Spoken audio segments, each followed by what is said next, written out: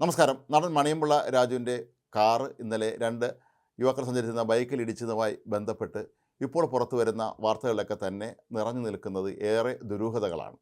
ഇന്നലെ രാത്രി 10 മണിയോട് കൂടിയാണ് അപകടം നടന്നത്.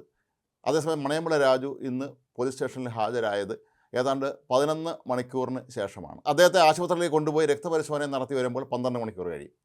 ഇവിടെ നിരവധി ചോദ്യങ്ങളാണ് ഉയരുന്നത്. മണിയമ്പിള്ള രാജു പറയുന്നത് താൻ വല്ലാതെ ഭയന്നുപോയി എന്നാണ്.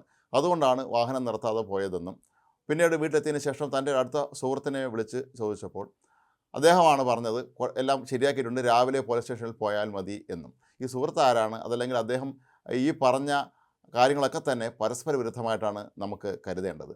കാരണം ഒരിക്കലും ഒരു വാഹനാപകടം ഉണ്ടായാൽ നിർത്താതെ പോകുക എന്ന് പറഞ്ഞത് ഗുരുതരമായൊരു കുറ്റമാണ് എന്ന് ഇത്രയും വർഷമായി വാഹനം ഓടിക്കുന്ന മണിയമ്പിള്ള രാജുവിന് തന്നെ നന്നായിട്ടറിയാം. ഹിറ്റ് ആൻഡ് റൺ എന്ന് പറയുന്ന വകുപ്പിൽപ്പെടുന്ന ഈ ഒരു കുറ്റകൃത്യം അത് ഒരു കാരണവശാലും അംഗീകരിക്കാൻ കഴിയാത്ത ഒന്നാണ്.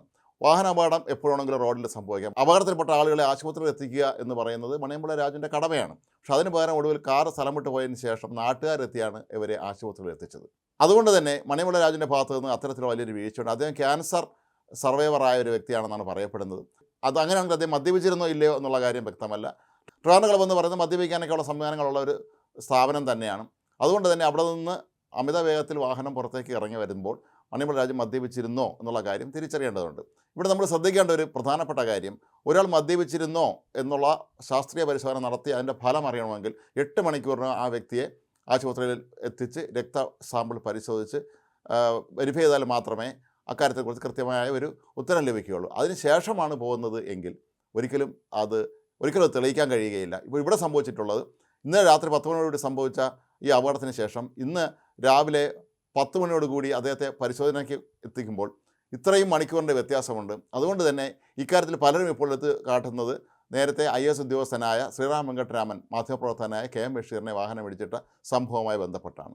അന്ന് ശ്രീറാം വെങ്കട്ടരാമൻ വൈദ്യപരിശോധനയിൽ നിന്ന് തലനാരിഴയ്ക്ക് രക്ഷപ്പെട്ട ആ സംഭവം അതിൻ്റെ മറ്റൊരു ആവർത്തനമാണ് ഇവിടെ നടന്നിരുന്നത് എന്ന് വേണം കരുതാൻ.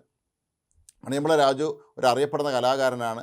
തിരുവനന്തപുരത്ത് ജനിച്ചു വളർന്ന ആളാണ്. തിരുവനന്തപുരത്തെ എല്ലാ വഴികളും നന്നായിട്ട് അറിയാവുന്ന വ്യക്തി തന്നെയാണ്. അങ്ങനെയുള്ള ഒരാൾ ഇത്രയും വലിയൊരു അപകടം നടന്നിട്ടും താൻ പേടിച്ചിട്ടാണ് അവരെ കളഞ്ഞിട്ട് പോയത് എന്ന് പറയുന്നത് വിശ്വസിക്കാൻ വളരെ ബുദ്ധിമുട്ടുള്ള കാര്യം തന്നെയാണ്. കാരണം ഒരു കലാകാരൻ കൂടിയായ ഒരു വ്യക്തി ഒരിക്കലും ഇങ്ങനെ ചെയ്യാൻ പാടില്ലാത്തതാണ്. പക്ഷേ അദ്ദേഹം എന്തുകൊണ്ടാണ് വാഹനം നിർത്താതെ പോയത് എന്നുള്ള കാര്യത്തിൽ ഇനി ഒരു വിശദീകരണം ആവശ്യമാണ്. ഈ ഒരു സാഹചര്യത്തിൽ അദ്ദേഹം മദ്യപിച്ചിരുന്നോ എന്നുള്ളൊരു ചോദ്യം തന്നെ അവിടെ ഉയരുന്നത്. മാത്രമല്ല അദ്ദേഹം ബന്ധപ്പെട്ടിരുന്ന ഉന്നതരായ വ്യക്തികൾ ആരാണെന്നുള്ള കാര്യങ്ങളൊക്കെ തന്നെ ഇനിയും അന്വേഷിക്കേണ്ടിയിരിക്കുന്നു. മണിയമ്പിള്ള രാജുവിനോട് രാവിലെ പോയാൽ മതി എന്ന് നിർദ്ദേശം ലഭിച്ചു എന്ന് പറയുമ്പോൾ അത് വിശ്വസിക്കാൻ കുറച്ച് ബുദ്ധിമുട്ടുള്ള കാര്യമാണ്.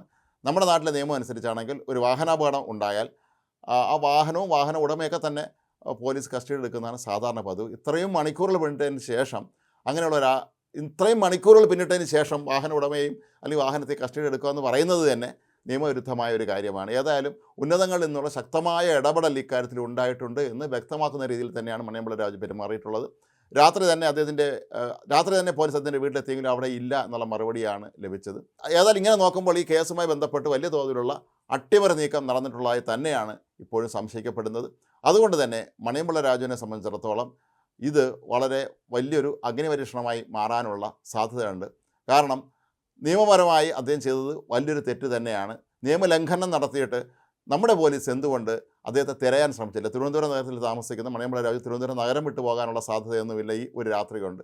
ഇതിൻ്റെ പിന്നിൽ ഉന്നതങ്ങളിൽ നിന്നുള്ള ഇടപെടലുണ്ടായി എന്ന് തന്നെയാണ് നമ്മൾ മനസ്സിലാക്കേണ്ടത്. മാത്രമല്ല ഇവിടെ ഏറ്റവും വിചിത്രമായൊരു കാര്യം, ഈ ട്രിവാൻഡ്രം ക്ലബ്ബിൽ നിന്ന് ഏതാനും വെളിപ്പാട് അകലെയാണ് കേരളത്തിൻ്റെ പോലീസ് ആസ്ഥാനം സ്ഥിതി ചെയ്യുന്നത്. അതായത് DGP ഉൾപ്പെടെയുള്ള ഉന്നത ഉദ്യോഗസ്ഥർ ജോലി ചെയ്യുന്ന പോലീസിൻ്റെ ആസ്ഥാനം സ്ഥിതി ചെയ്യുന്നത് ഈ ട്രിവാൻഡ്രം ക്ലബ്ബിൻ്റെ തൊട്ടടുത്താണ്.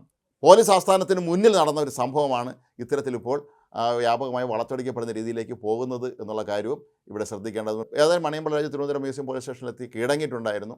ഇനിയുള്ള നിയമ നടപടികൾ ഏതായാലും എങ്ങനെ ആയിരിക്കും എന്നുള്ള കാര്യം ഒരുപാട് നാൾ ഇനി കേരളം ചർച്ച ചെയ്യേണ്ടി വരും എന്നുള്ളത് ഉറപ്പാണ്. കാരണം ഇത് KM ബഷീറിനെ ഇടിച്ചിട്ട ആ സംഭവവുമായി ഏറെ സാദൃശ്യമുള്ള ഒന്നാണ് ഇവിടെയും ഇപ്പോൾ സംഭവിച്ചിട്ടുള്ളത്.